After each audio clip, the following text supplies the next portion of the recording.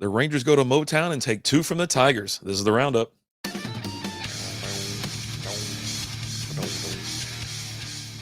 What is going on, Ranger fans? How are we doing? Hope you had a wonderful weekend. Sorry I wasn't able to do the recap on Thursday morning. Um, if you were watching Strikeout Beer, that's our main podcast. We got a little out of hand, stayed up a little too late, and Thursday was pretty much just an S show, if you want to call it that. Plus, I've had a lot of pain in my hip and leg lately, so I was just like, you know what, I'm just gonna take the day off and lay in bed, and so that's what I did. But yeah, hey, they lost 2 to the Sox. It seems like the sticks get going and then they cool off immediately. Pitching is still there. I don't know. But anyways, don't really want to talk about that. I want to talk more about the Detroit series, and it was pretty good. Pitching was on full display. The bats come alive.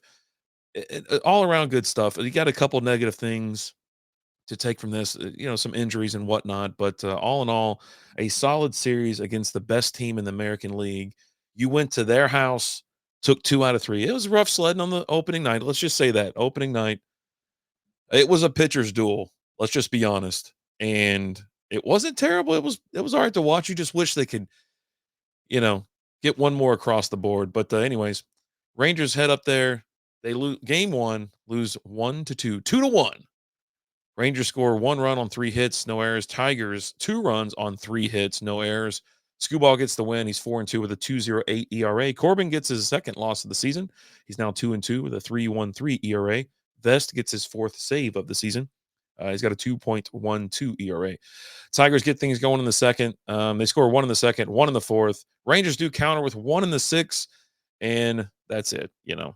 It was a Sam Haggerty single on a fly ball, and it knocked in Josh Smith. So, but I mean, pitching was on full display this game. Obviously, your player of the game, MLB vote was Skubal. Your top performer, Skubal, Corbin, and Keith. Corbin did great through 7 innings. Only gave up 3 hits, 2 earned runs, had 3 strikeouts. No team had a home run in this one. Tigers had 4 total bases versus the Rangers 3. The only stolen base was by the Tigers. Tigers left 5 on versus the Rangers 3. And again, clean sheet, no errors by either team. Pretty solid game. What can you ask? You can't ask anything more from Corbin on this, right? He held one of the best the number 1 American League team right now to 1 or 2 runs. 3 hits. That's it. Like, I thought it was great. There's nothing wrong with it. 3.13 ERA right now. Webb came in for 1 inning as well. But, now Corbin did walk 4 guys. It's all right. But whatever. Just a little bit of pain. And obviously, when you're looking at the box, Haggerty got a hit, Smith got a hit, and Carter. He came in to pinch hit and for Duran. So there you go. But it's tough sledding against Skubal. He struck out 12, gave up 1 earned run. The guy's just a madman. So you're like, okay, and that's the thing. Detroit's got great pitching. So does the Rangers. So it's like, are they all going to be close? And the answer is no, because game 2, the Rangers decide to absolutely uncork one. They win 10-3. 10 runs on 10 hits, no errors. Tigers 3 runs on 7 hits, no errors. DeGrom gets it was DeGrom day, by the way. He gets his 3rd win of the season. He's 3-1 with a 2.72 ERA. Flaherty gets his another loss. He's 1-5 with a 4.61 ERA. Excuse me. It's been a tough morning. Let's just be honest. It's been tough. Rangers get things going with a Josh Smith homer in the top of the first. They put up 2. Tigers do counter with 1. You're like, okay, what's going to happen here? And then Corey Seager, I think, Smith hit a homer. That was a solo. And then Seager hit a homer. That was a solo. Yeah. There we go. Now we're talking. Then again, top of the second, Evan Carter jacks 1. It just turns into a home run frenzy. Jock Peterson jacks his first one of the season. I thought I had that queued up. Let me make sure it's not here because I got it. This is what it sounded like. Rangers Sports Network. And he pounds that ball down the right field line. It is gone. gone. And Jock Peterson knew it. His first home run of the year. Yeah, man. How about that? And Riley Green homered in the fourth. I mean, every time there was a counter and another counter, and then finally there's not homers in the fifth inning where Seager doubles, Garcia sack flies, but yeah, and then Seager homered again in the seventh. It's absolutely insane, the hitting display. It was a lot of fun to watch. Obviously, when your team is hitting this way, tons of fun. But yeah, I mean, after that, the Tigers did muster, like I said, a run in the fourth, a run in the eighth, but it was the Rangers. This is, I think, the fifth time they've hit double digits, or is it the second time? There's something else that has to do with the fifth. I think this is the only second time this season that they hit double digits. I think it was something else. I think it might have been in related to the Red Sox game where they got shut out. I think it was like for the fifth time, and I'm pretty sure they're like leading the MLB in that note. But anyways, Seager's your MLB player of the game, your top performer. Seager went 3 for 4, 2 homers, double, 3 RBIs and 3 runs. Carpenter, he went 3 for 4, a homer, a triple, RBI and 2 runs. Peterson, 1 for 4, home run, walk, 2 RBIs and a run. I mean, Rangers, 5 home runs, the Rangers 2, 26 total bases for the Rangers. Tigers 15. Rangers had the only stolen base. Rangers left 6 on. Tigers left 4 on. Again, clean sheet here. No errors for either team. But if you were, DeGrom kept everything. This wasn't like where both teams were just blowing up. Obviously, this is one-sided beating. The Rangers just take them down to Pound Town. And but yeah, DeGrom did great. And he's got the run support. Come on. And I'm sitting there just marveling at the pitching that the Rangers have and how much they didn't have it back in the day when they used to have crazy awesome sticks in the 90s. But they couldn't get pitching here. It's 105 outside. Nobody wants to pitch in that stuff. So yeah, everybody went crazy. And again, like I was mentioning, pitching, DeGrom threw 5 innings, gave up 5 hits, 2 runs, 2 earned runs, a walk, had 10 strikeouts. He's at a 2.72 ERA on that. Milner came in for an inning and 2/3. Armstrong for an inning and 1/3. Jackson for an inning. Good stuff. Good stuff all around. 13 total strikeouts for the Rangers pitching. And again, Flaherty, he only lasted 3 innings. They blasted him. They got, went through. They were going through pitchers like crazy. They actually brought in, I believe, 5. Yeah, 5. Yeah, Flaherty. I don't know why I can't say his name. Flaherty, Gunther, Lee, Holton, and Brebbia. Yeah, whatever. I'm not great with names. I'm just not. But that's what you want to see. And you're like, okay, so you get a glimpse of this and you've seen it before and you get really excited. Then you're like, okay, are they going to be able to do it again? Because that's the thing. They blow up and then the next day they fall flat. Sunday afternoon, I think it was a 12:30 pitch time, if I'm not mistaken, fired that bad boy up. It was Mother's Day. I hope everybody had a great Mother's Day. All the moms out there. Yeah. Rangers give you a little one more for the road. 6-1. Rangers win in domination fashion. You had Eovaldi on the bump. Yeah, Rangers 6 runs, 12 hits, no errors. Tigers 1 run on 4 hits and 1 error. Eovaldi gets the win. He's 4-2 with a 1.78 ERA. Olsen gets his third loss of the season, 4-3 with a 3.38 ERA. That's what you want to see. Your aces on the mound, pitching just great stuff. And then you get run support. You don't need to get 5 or 6 runs a game, but hell, when they're on the mound, DeGrom and even Malley, Eovaldi, these guys, they don't need a lot. You just need to get like 2 to 3 runs, and you're probably going to win most of those games. So, anyways, Rangers gets things going in the second. Pretty sure it was a 2-run blast by Semien. Then third inning, Evan Carter hit a dinger. No, single for Carter there. But they score 1 in the third, 2 in the fifth. And that's a Josh Young homer. And I'd like to play that for you, courtesy of the Ranger Sports Network, because his mom was there. Obviously, his brother was playing third. It was funny. They did have to interact a little bit. They were playing tic-tac-toe all game. But there was a play at third where he came in hot, or whatever. And Josh made it safe there. Okay, here's the homer. And a swing, and that's a drive left field. Green looking up. It is gone. A Young 2-run blast. The Rangers. I will say this. Saturday and Sunday, Detroit fans, they were leaving pretty early. They were Okay, we've seen enough. You know what I mean? So the stadium was like, clearing out pretty well, even though it was a gorgeous day. I think Sunday they hung around a little bit longer. Um, but I was sitting there and I looked at, I told my wife, I was like, this is what I miss about the old stadium. Nothing against the old stadium. I will make a backhanded comment in a minute, but the old stadium, sun shining, Sunday afternoon. It was gorgeous yesterday. I know the summer sucks. It's July and August, it blows, but it's May. Gorgeous day. And it was gorgeous up in Detroit. And I was like, man, be nice to sit outside and watch some baseball. But yeah, I don't like watching baseball from a Costco warehouse. Okay. All right. That's my backhanded comment. Anyway, so player of the game, Eovaldi. Your top performers, Eovaldi, Josh Young, and Simeon. Eovaldi got the win. He threw 7 innings, gave up 2 hits, no earned runs, had 7 strikeouts. Young went 2 for 4, a homer, double. Oh, excuse me, a homer, 2 RBIs, and a run. And then Simeon went 1 for 5, homer, 2 RBIs, and a run. I thought I had one more queued up. I probably, you know what? I only do about one a game. I just don't want to play too much of that. So there you go.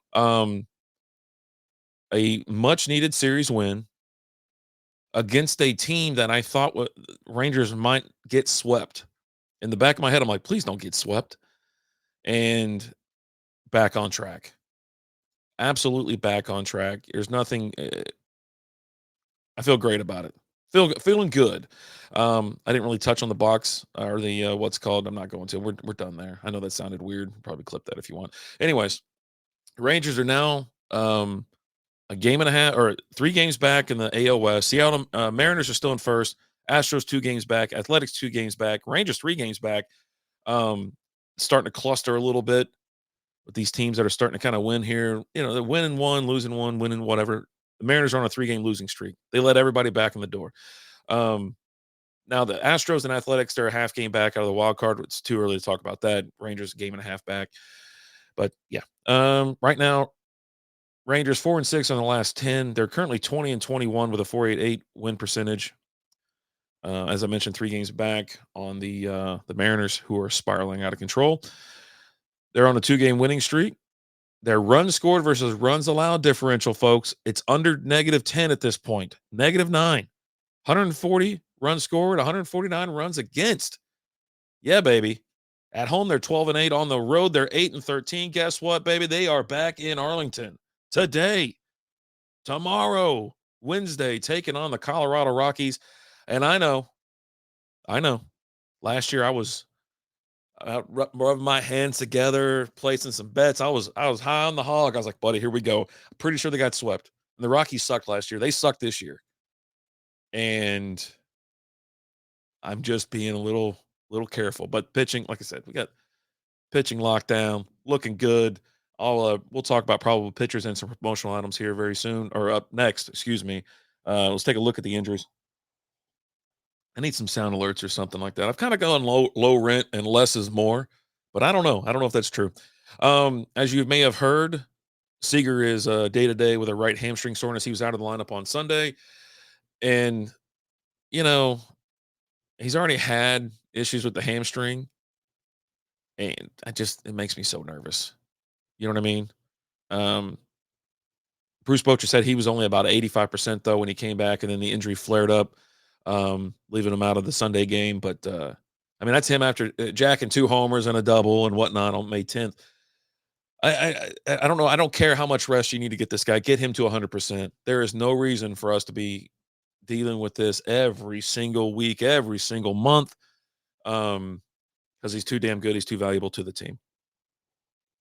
Then catcher Kyle Higashioka, he's out. Expected to return today. He's been out. He hit the IL on May 1st, 10-day IL retroactive to April 30th. He's supposed to be back today. We'll see. Um, you know, I don't know. He began his rehab assignment in AAA Round Rock May 10th.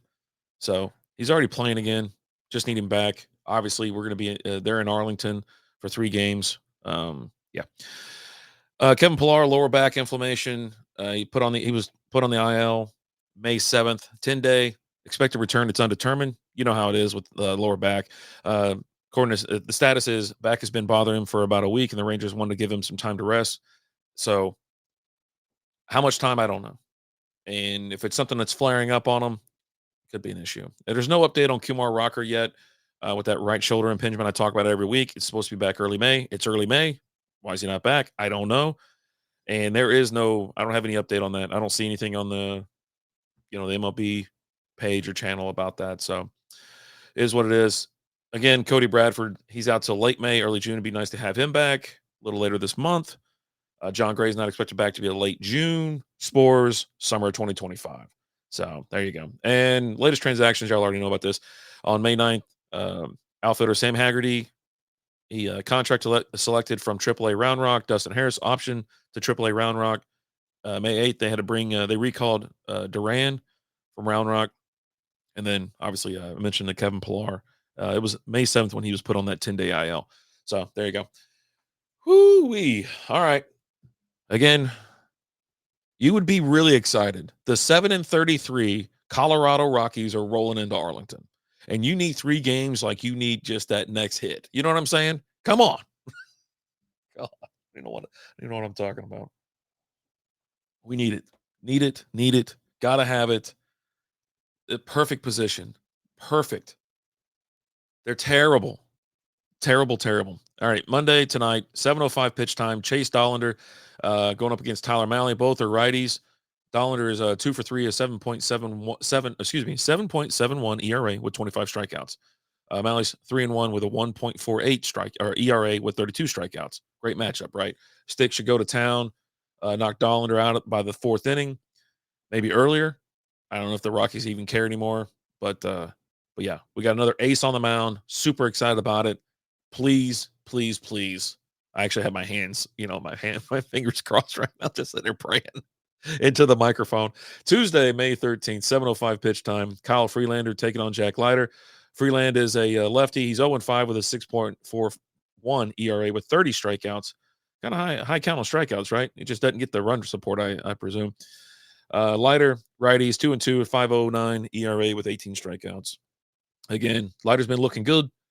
He's kind of up and down at times, but he should make easy work of the Rockies here. I hope. Again, I got my hands in the prayer position. Please, 8-pound, 9-ounce baby Jesus. Then Wednesday night game. I was kind of hoping for a day game. It would be nice to head out there, but 7:05 pitch time. Antonio Satella taking on Corbin, Mr. Patrick Corbin.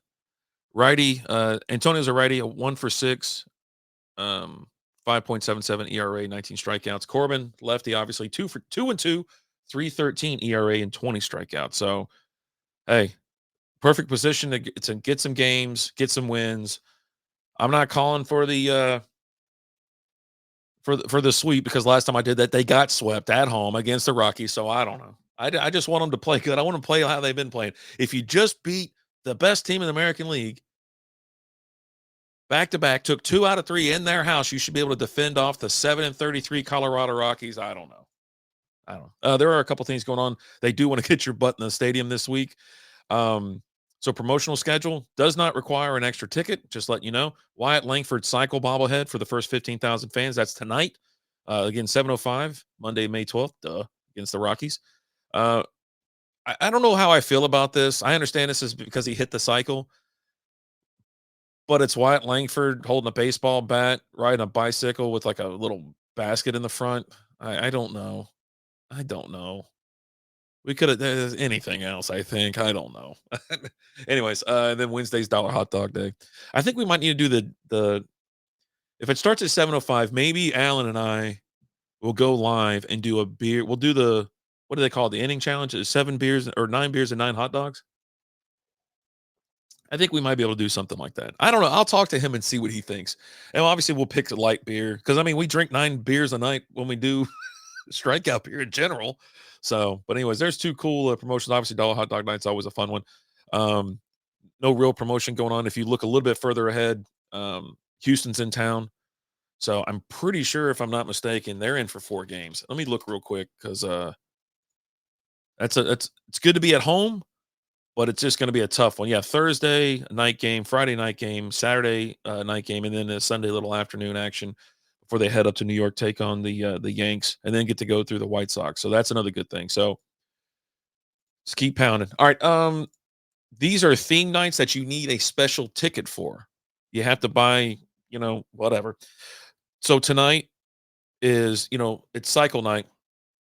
You get the bike, the Wyatt Langford bobblehead, and it's also, if you got the special ticket, you get the Wyatt Langford cycle pin. Um, you purchase your theme night ticket and get your collectible Wyatt Langford cycle pin through this offer. Each numbered pin will come with a premium baseball card style packaging, a unique collectible. Only a limited number will be available. Get yours now. And that's on, obviously, MLB.com/Rangers/tickets/groups/theme-community-nights. The other one's kind of cool. It's tomorrow. I'm thinking about going there tomorrow. I was going to go tonight, and I was like, I don't want the bobblehead, but True Brand 1972 white knight, or excuse me, home white knight. This is Dallas culture brand, True Brand, and the Texas Rangers are teaming up once again. This year's collaboration will focus on a throwback from the Rangers uniforms.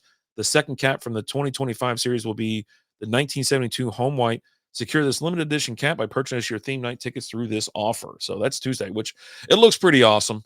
Let's be cool. I'm not a fan of the upside down writing because I always take, like, if you fly a flag upside down or you put the name upside down, it's a distress call. And I don't know, when they started with the Texas ones, or Dallas or whatever, and I was like, okay, my wife wanted one, kids got one, all that kind of stuff. I was like, no, I don't want one. It's just not for me. But and then also, so they're doing promotionals every night this week for the Rockies. They want some butts and some seats there.